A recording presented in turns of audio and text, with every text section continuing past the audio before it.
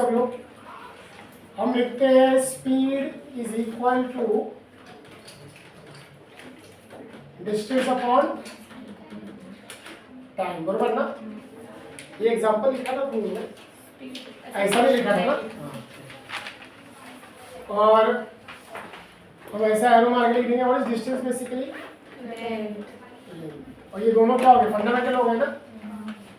Yes और no.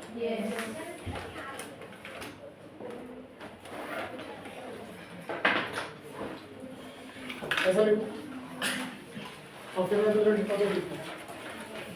Speed is, since speed is derived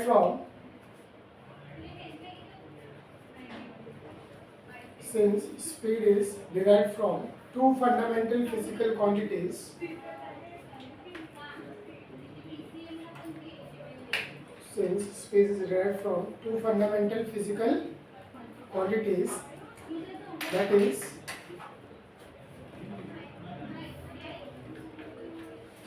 that is length and time.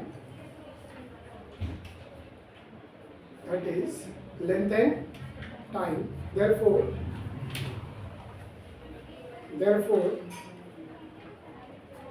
speed is a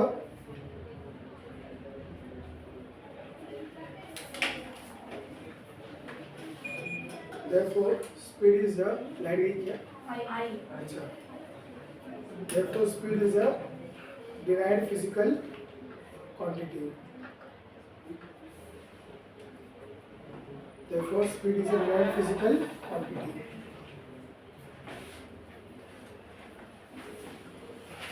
Therefore speed is a, आई नहीं रह गई light. कौन था दूसरा? अभी जैसे एक्सेलरेशन,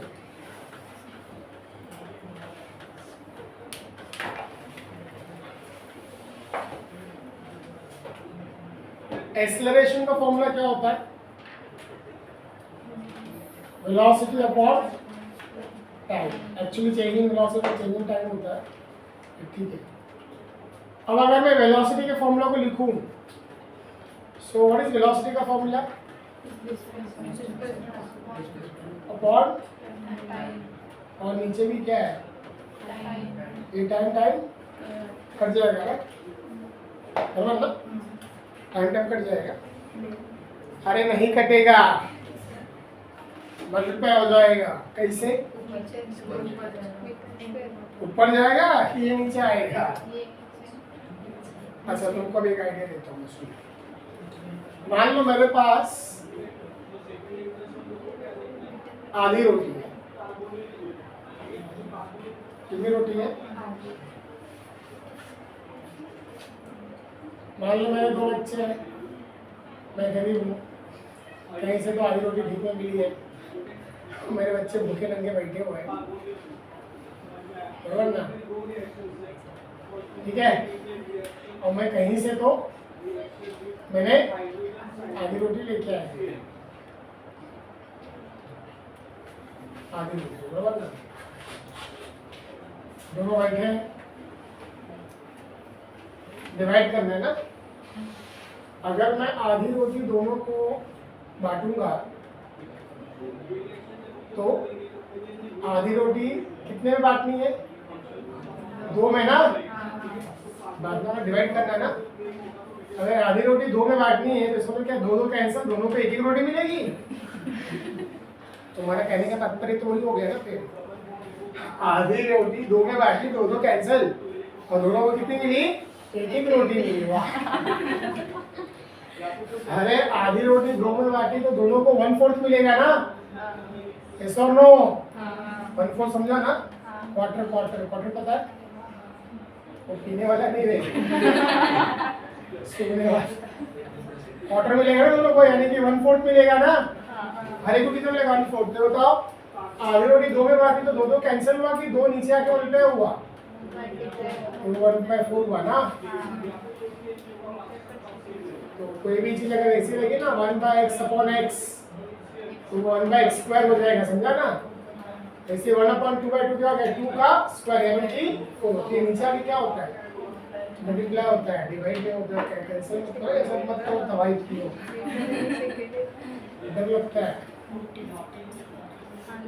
ठीक।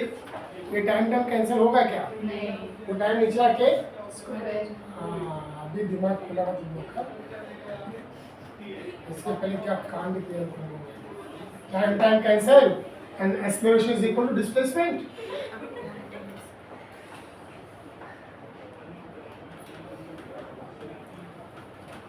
Displacement upon time. अब बताओ डिस्प्लेसमेंट क्या है बेसिकली एक लेंथ है ना यस और नो और टाइम क्या है फंडामेंटल है लेंथ भी फंडामेंटल है। तो अगर कितने फंडामेंटल से बनाई है तो इसमें टाइम दो बार रिपीट हुआ है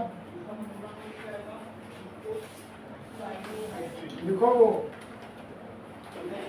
fundamental physical quantities length and time therefore acceleration is also a derived physical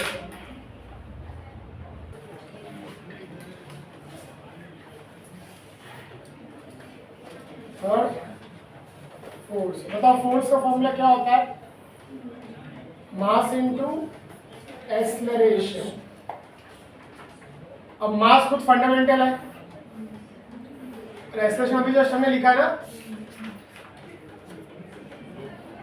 displacement upon और इसमें डिस्प्लेसमेंट क्या है लेंथ है ना मतलब फोर्स कितने फंडामेंटल से बना है 3 लेंथ मास एंड टाइम तो क्या लिखोगे since force is get from 3 fundamental physical quantities that is length mass and time therefore force is a derived physical quantity। इसका लिखोगे work and work is what force into displacement समझा ना इधर force की जगह पे ये भर दोगे ना तो इधर भी डिस्प्लेसमेंट था ना फोर्स में इधर भी डिस्प्लेसमेंट क्या हो जाएगा स्क्वायर समझा ना।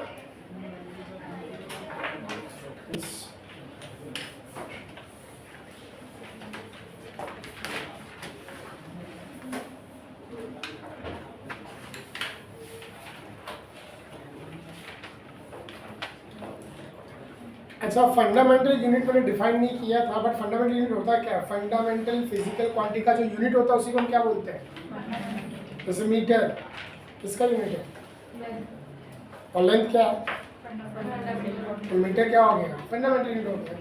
केल्विन टेम्परेचर क्या है तो उसका यूनिट क्या कहलाएगा समझा ना मीटर पर सेकेंड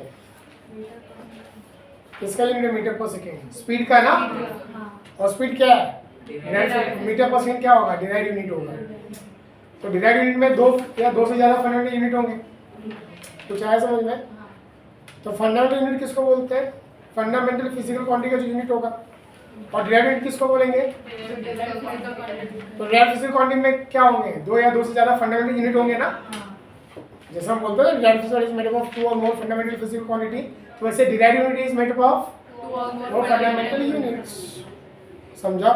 तो जो जो फंडामेंटल फिजिकल क्वांटिटी का यूनिट होगा वही क्या कहलाएगा फंडामेंटल यूनिट। अब heading 2 dimensions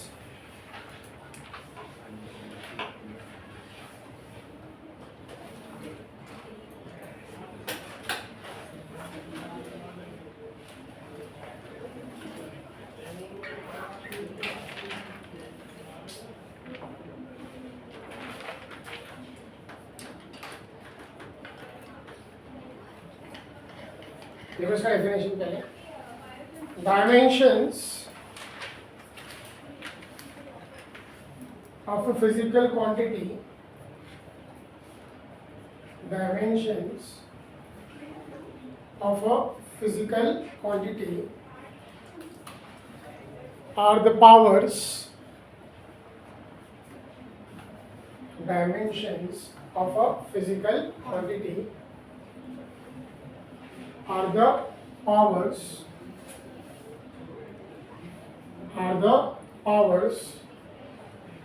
to which the fundamental units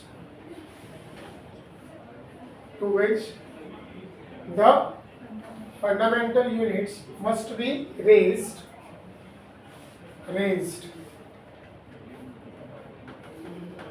must be raised in order to get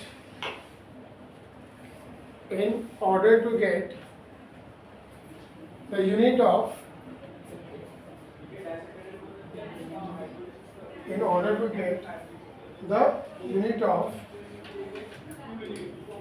desired physical quantity. In order to get the unit of a desired physical quantity. In order to get the unit of a desired physical quantity. Now,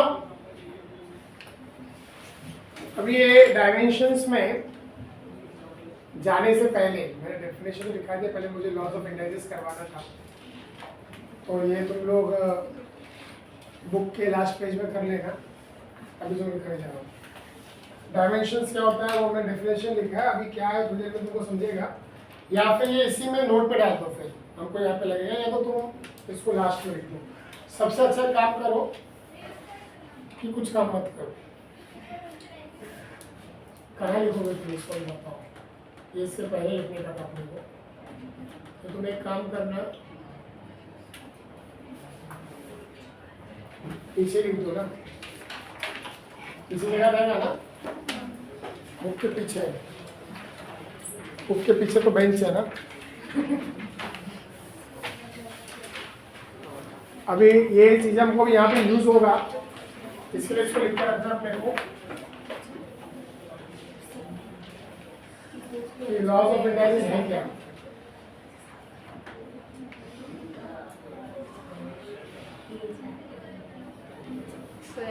हाँ, लोगों में scale ला के रखता हूँ। कितने जगह में? पहले मैं लिख लेता हूँ पूरा एक साथ, फिर तुम लोग तय कर लो। अगर इसके पहले कहीं जगह होगा ना, जैसे आप नया चीज फ्रेश पेज पे लिखते हैं ना, तो कहीं अगर जगह होगा, अगर उतने में अगर ये अटक जाएगा तो अटक देना उसको, ठीक है। तुमने ये 9th में किया होगा, 8th में किया होगा, I don't know, but dimensions में तुमको ये पूरा रूल पता होना चाहिए, अदरवाइज नहीं तो तुम पक्का गड़बड़ी करोगे। तो डायमेंशंस क्या बाद में समझेंगे, लेकिन उसके पहले तुमको ये समझना बहुत जरूरी है। जैसे पहला यहाँ पे ध्यान दो, a raised to x into a raised to y। सबसे पहले जब भी कोई चीज ऐसा होता है ना, तो ये नीचे वाले पार्ट को हम लोग क्या बोलते हैं? बेस। क्या बोलते हैं? बेस। और उसको जो रेस्ट टू रहता है ना, उसको क्या बोलते हैं? पावर। ये तो पता होगा ना तुम लोगों को, ये बेस है और ये पावर है। जैसे लिखते हैं ना 10 का स्क्वायर, तो 10 क्या है? बेस। और ये क्या है? पावर। पता नहीं इतना चीज। ये जो रेस्ट होता है उसको इंडाइसेस बोलते हैं ना, पावर को इंडाइसेस बोलते हैं। तो पावर के साथ जब भी कोई चीज होगा तो उसको डील करने के लिए तुमको ये पता होना चाहिए। Anything is there something raised to, तो उसको कैसे कैसे तुम यूज कर सकते हो, उससे कुछ रूल्स है। जैसे मेरे पास दो नंबर्स है, एक है a raised to x, number मतलब क्या? 10 रेस्ट टू 2 बोलेगा तो 100 ही होता है ना, ये बेसिकली एक नंबर ही है ना। जब मैं उसको इस फॉर्मेट में लिख देता हूँ तो मैं इसको क्या बोलता हूँ? बेस। इसको क्या बोलता हूँ? तो ये नंबर ही है ना बेसिकली, तो ये एक नंबर ही है। पर नंबर को हमने किस फॉर्मेट में लिखा है? Base raise to power. अगर ऐसे दो नंबर हैं जिनको हमने बेस टू पावर फॉर्मेट में लिखा है, उनका क्या कर रहे हैं हम लोग? और अगर दोनों का बेस सेम है तो पावर क्या हो जाता है? लेकिन ये सब जब मल्टीप्लिकेशन होगा, एडिशन एडिशन के लिए नहीं। तो जब भी मल्टीप्लिकेशन होगा तो क्या होगा? a raised to x plus y, a raised to x plus y।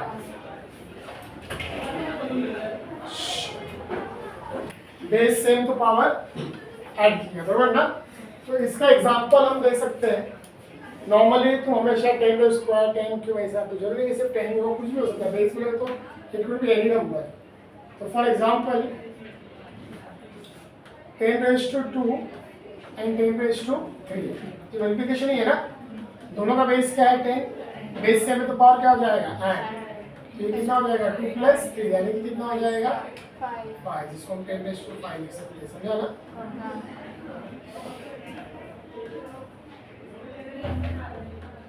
ऐसा नो। दूसरा एग्जांपल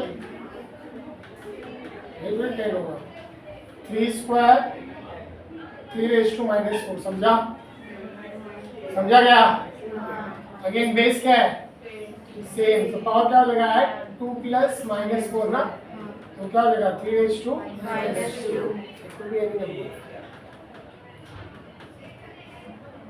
मान लो e⁻x e⁻⁻x क्या हो जाएगा, base same power added x + -x क्या हो जाएगा e⁻0, anything raised to 0 is 1। अभी एनीथिंग raised to 0 1 कैसा होता है मैं तुमको बाद में बताऊंगा, इसी को उल्टा करके जाओ तो मालूम पड़ जाएगा। तो एनीथिंग raised to 0 1 है, इसको तो 0 को मैंने क्या लिख दिया +x, उल्टा जाओ तुमको समझेगा। 0 को मैंने क्या लिख दिया, अरे भैया जैसे हम लोग बोलते हैं ना, किसका वाइब्रेट हो रहा है मोबाइल, 10⁻0 1 क्यों लिखते हैं हम लोग, क्योंकि तुम देखो ना 10⁻0 को मैं 0 के जगह लिख सकता हूँ -2 + 2, अगर 0 की जगह क्या लिख सकता हूँ, what is -2 + 2 0 ही है ना। अब इसको मैं स्प्लिट कर सकता हूँ, हाँ ये लेना बेस सेम तो पावर ऐड होगा, वही चीज है ना। अब बताओ जो चीज ऊपर नेगेटिव है नीचे जाएगा तो क्या हो जाएगा, और नीचे नेगेटिव तो ऊपर जाके पॉजिटिव, ऊपर पॉजिटिव नीचे जाके ये क्या होगा होना है ना। So anything raised to 0 is always 1, a⁻0 1, e⁻0 1, आधी raised to 0 1, बड़ा raised to 0 1, anything raised to 0 is 1। ये इस तरीके से हम प्रूव कर सकते हैं। एनीवेज समझा ये चीज। दूसरा a⁻x is 1/a⁻⁻�6, मैंने वही बोला था ना। ऐसा देखो इधर पावर क्या है +x, नीचे गया तो उल्टा देखो, नीचे क्या था ऊपर गया तो इसको इन्वर्स रूल बोलते हैं। फॉर एग्जांपल 1/4² ऊपर जाएगा तो 1/a⁻⁻⁴ सॉरी 1/e⁻x क्या हो जाएगा, समझा। और भी कुछ नहीं था ना, 1 का सेकेंड स्क्वायर क्या हो जाएगा, सेकेंड raised to -2 हो जाएगा, समझा।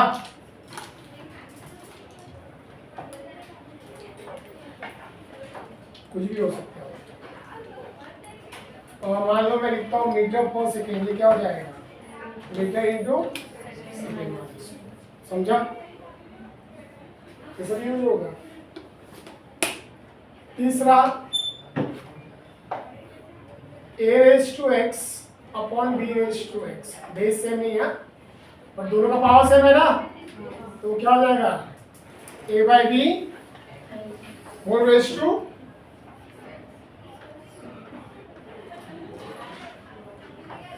a/b whole raise to x हो जाएगा। जैसे एग्जांपल 10² अपॉन 2² क्या लिख सकते हैं, देखो आंसर वही है। व्हाट इज 10 का स्क्वायर, व्हाट इज 2 का square, what is 100/4 25, what is 10/2 5, 5 का भी स्क्वायर कितना होता है सेम ही है ना, समझे कि नहीं।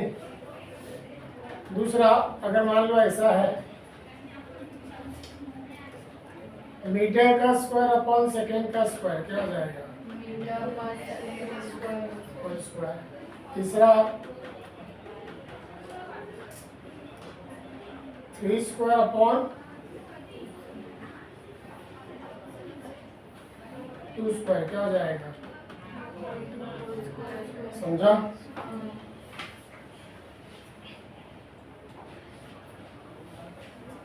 Fourth a into B whole raise to x, तो क्या हो जाएगा a⁻x इंटू b⁻x।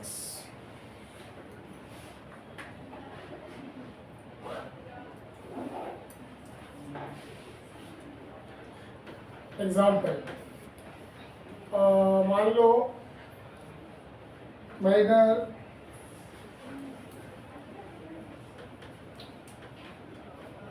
बराबर ना, रूल के हिसाब से क्या हो जाएगा 3 का स्क्वायर इंटू 2 का स्क्वायर। देखो दोनों में आंसर सेम ही आएगा। 3 इंटू 2 क्या होता है 6 का स्क्वायर होता है 36, 3 का स्क्वायर कितना होता है 9, 2 का स्क्वायर कितना होता है 4, 9 इंटू 4 36। कोई चीज है ना वो समझे कि नहीं।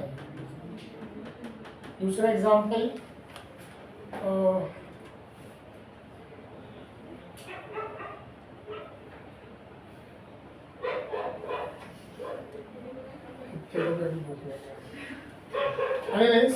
एग्जाम्पल देने के लिए तो आप लोग कुछ भी लिख सकते हैं अभी। जैसे लिख दिया मैंने 6 इंटू 2 का स्क्वायर क्या हो जाएगा 6 इंटू क्या होता है 12 का स्क्वायर 144 6 का स्क्वायर 2 का स्क्वायर 36 इंटू 4 कितना ही होता है यस और नो।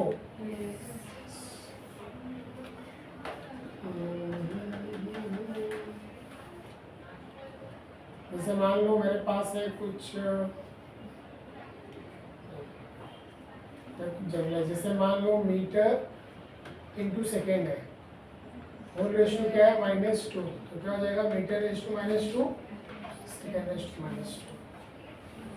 ये सिर्फ नंबर्स के लिए भी नहीं है, यूनिट्स के लिए भी चलेगा ये रूल। कौन सा बाकी है, अच्छा एनीथिंग रेशियो 0 1 लिखा क्या मैंने नहीं, तो लास्ट में लिखा। फिफ्थ,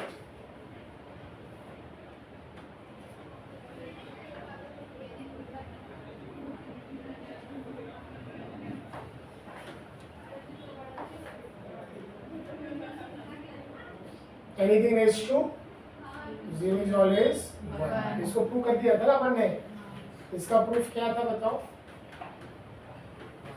0 को मैं कुछ भी लिख सकता हूँ ना, -2 + 2 लिखो -3 + 2 कुछ फर्क नहीं पड़ता। तो हमने क्या किया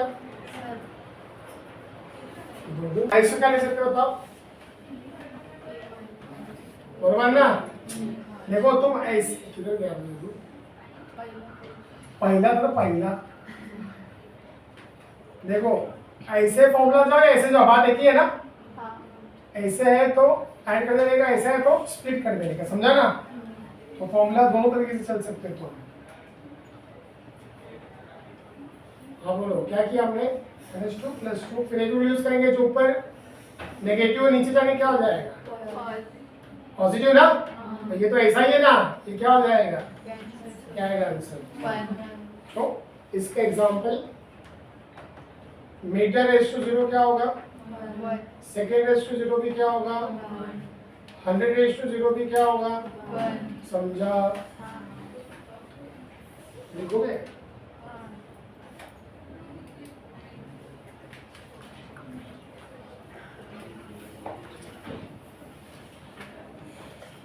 ये सब लगेगा अपने को, इसके लिए मैं बता देता हूँ। तो जब भी हम किसी भी डिराइव्ड फिजिकल क्वांटिटी का डायमेंशन इक्वेशन लिखेंगे तो उसमें लेंथ दिखेगा, या तो मास दिखेगा, या तो टाइम दिखेगा, या तो इलेक्ट्रिक टाइम, समझा ना। तो उनको हम एक पर्टिकुलर सिंबल से रिप्रेजेंट करेंगे उस इक्वेशन में। तो लेंथ को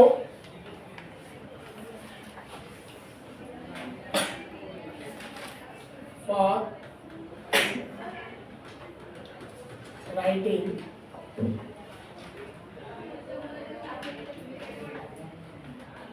से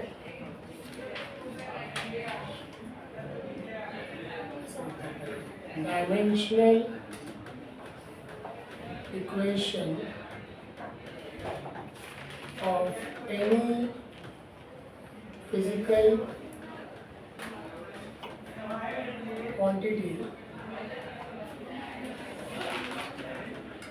इसका फॉर्मेट क्या है, is written in square bracket. Square bracket पता है ना। देखो डायमेंशनल इक्वेशंस हम डायमेंशंस बनाएंगे, फिर डायमेंशनल इक्वेशंस हम बात करेंगे, बराबर ना। दूसरा इन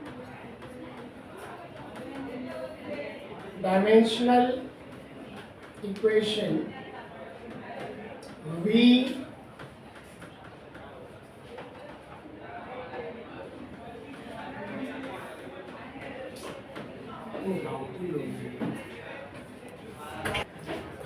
इन डायमेंशनल इक्वेशन को हम वी रिप्रेजेंट लेंथ को किससे, एल से, मास को एम से, टाइम को कैपिटल टी से, इलेक्ट्रिक करंट को आई से, बहुत जन ए से भी रिप्रेजेंट करते हैं तो उसमें थोड़ा सा कंफ्यूजन है।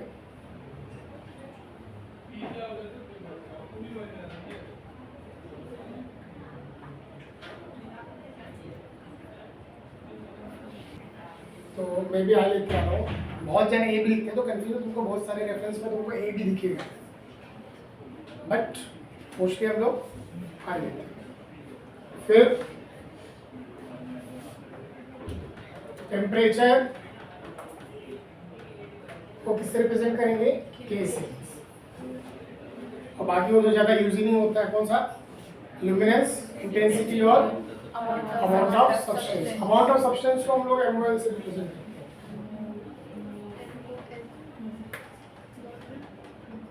वो छोड़ दो, वो हम लोग ज़्यादा यूज नहीं करेंगे, तो इसमें भी कुछ ना कुछ अलग अलग नोटेशन होगा। ये मोस्टली हम लोग ये यूज करेंगे क्या, लेंथ को एल से, मास को एम। अभी तुमको समझा ना टाइम को क्यों टी लिया और इसको टी नहीं लिया, क्योंकि इसको भी टी लिया इसको भी टी लिया, और मान लो किसी फॉर्मूला में टाइम भी और टेम्परेचर भी है तो हमको नहीं समझेगा ना किसका टी है वो, तो इसके लिए टाइम को टी लेते हैं हम लोग और टेम्परेचर को के लेते हैं। ये किसके लिए, केल्विन के लिए, समझा ना। अब मैं तुमको एक एग्जांपल देने जा रहा हूँ, तुमको डायमेंशन चाहिए ना, सबसे पहला हम बात करने जा रहे हैं, और किस में लिखते हैं उसको, स्क्वायर ब्रैकेट। स्क्वायर ब्रैकेट तो ऐसा होता है बरोबर ना, हम लोग स्पीड का डायमेंशन इक्वेशन लिखने जा रहे हैं। किसका, स्पीड क्या होता है बताओ, एकदम सिंपल ना स्पीड। अब हम लिखने जा रहे हैं डायमेंशनल इक्वेशन ऑफ स्पीड। इसमें लिखने क्या अपने को, स्क्वायर ब्रैकेट में लेंथ है क्या, कितनी बार है, ऊपर है कि नीचे है, लेंथ को किससे रिप्रेजेंट करते हैं, कितनी बार है, ऊपर है कि नीचे है, ऊपर मतलब प्लस वन ना, प्लस का क्या मतलब प्लस ही, समझा ना। मास है क्या, तो m रेज़ टू 0 डाल देने का, समझा। टाइम है, कितनी बार है, ऊपर है कि नीचे है, ऊपर जाएगा तो माइनस प्लस कैसे, समझा। लेंथ है, कौन बोल रहा है नहीं, लेंथ है किसमें, स्पीड के फॉर्मूला में लेंथ है क्या, कितनी बार है, लेंथ को किससे रिप्रेजेंट करते हैं, डायमेंशन में लेंथ को ऐसे रिप्रेजेंट करते हैं, लिखा के दिया ना। और एक बार इसके लिए ऊपर क्या करने का, 1। अगर लेंथ नीचे होता मान लो किस फॉर्मूला तो टाइम कितनी बार है, तो टाइम को किससे रिप्रेजेंट करेंगे, t से, ऊपर है कि नीचे है, तो हम t के लिखेंगे -1, समझा। अब तुम बोलोगे सर ये m0 नहीं लिखते तो भी चलता, लेकिन वो 3 का फॉर्मेट हम रखते हैं LMT का, और इसके मतलब नहीं कहीं कहीं 4 भी होते हैं, तो ये नहीं बोलेगा सर ने 3 ही बोला है ना, 3 दिशा छाट दिसते हैं, और चौथा असल तक तो लाइसन है, चौथा रहेगा तो चौथा भी लिखने का, समझा ना। जैसे किसी किसी फॉर्मूला में लेंथ भी रहेगा, मास भी रहेगा, टाइम भी रहेगा और इलेक्ट्रिक करंट भी रहेगा, वो सब लिखना पड़ेगा फिर तुमको। और अगर नहीं है, सिर्फ एक ही या 2 है, तो भी कितने का फॉर्मेट रखने का, 3 का, किसी को क्या करने का, रेज़ टू 0, समझा। जैसे अगर सिर्फ 1 है या 2 है तो भी फॉर्मेट कितने का रखने का, 3 का। सिर्फ वो 2 ही है, 2 ही लिखा तो भी चलता है, ऐसा कुछ रूल नहीं है, बट दिशा लगेगा। कितना हुआ, अब हमने डायमेंशंस को क्या नाम दिया था, पावर्स ना, पावर्स, ठीक है, डायमेंशंस आर द पावर्स, बराबर ना। तो ये डायमेंशंस बोलेगा तो पावर्स, बोलो लेंथ का पावर क्या है, मास का पावर क्या है, टाइम का पावर क्या है। अब हमको स्पीड का यूनिट चाहिए, डायमेंशंस का यूज है ना, स्पीड का यूनिट कैसे निकालेंगे, देखो जो स्पीड का डायमेंशन है ना, यानी कि जो पावर है, बराबर ना, तो जिनका पावर है ना उनके फंडामेंटल यूनिट से उनके पावर को रेज कर लेगा। जैसे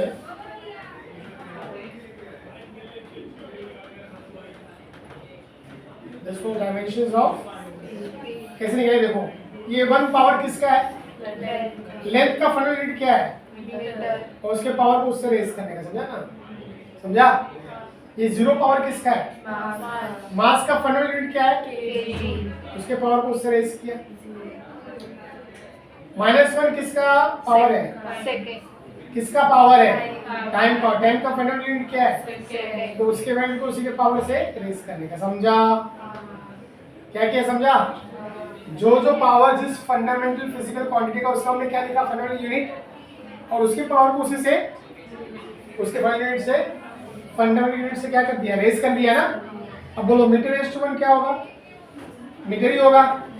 kg/0 क्या होगा, सेकेंड, नीचे जाएगा तो बराबर ना। ये 1 × 1 क्या होता है, 1 मीटर × 1 मीटर, सेकेंड/1 सेकेंड ना। So this is the unit of speed. समझ में आया, कर लो।